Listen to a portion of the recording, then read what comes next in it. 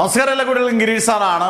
Wave tricks എന്ന് പറയുന്ന ചാപ്റ്ററിൽ ഒഴിച്ചുകൂടാൻ പറ്റാത്ത രണ്ട് ചോദ്യങ്ങൾ.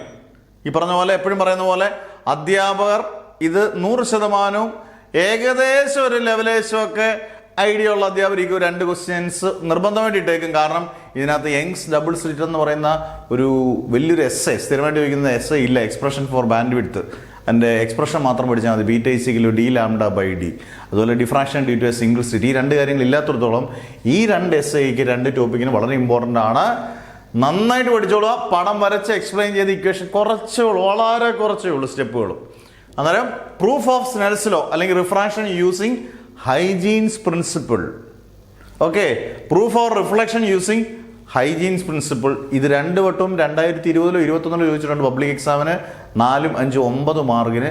അതുപോലെ സാധ്യതയുള്ള ഏറ്റവും ഇമ്പോർട്ടൻ്റ് ആയിട്ട് ക്വസ്റ്റ്യൻ ആണ്. അന്നേരം നിങ്ങൾക്ക് ഇങ്ങനെയുള്ള ക്വസ്റ്റ്യൻ പരിചയപ്പെടുമ്പം ഇതൊന്ന് പഠിച്ചുകൊണ്ടുകൂടെ പോയാൽ കോൺഫിഡൻസ് ബൂസ്റ്റപ്പ് ചെയ്യും. നന്നായിട്ട് പഠിക്കുകയും ചെയ്ത് കഴിഞ്ഞാൽ പബ്ലിക് എക്സാമിന് നമുക്കിത് പ്രയോജനപ്പെടുത്തുകയും ചെയ്യാം. അന്നേരം സബ്സ്ക്രൈബ് ചെയ്യാൻ മറക്കരുത്. നന്നായിട്ട് പഠിച്ച് നല്ല മാർക്ക് കിട്ടട്ടെ എന്ന് പ്രാർത്ഥിച്ചുകൊണ്ട് മാഷ് നിർത്തുന്നു. Never ever give up.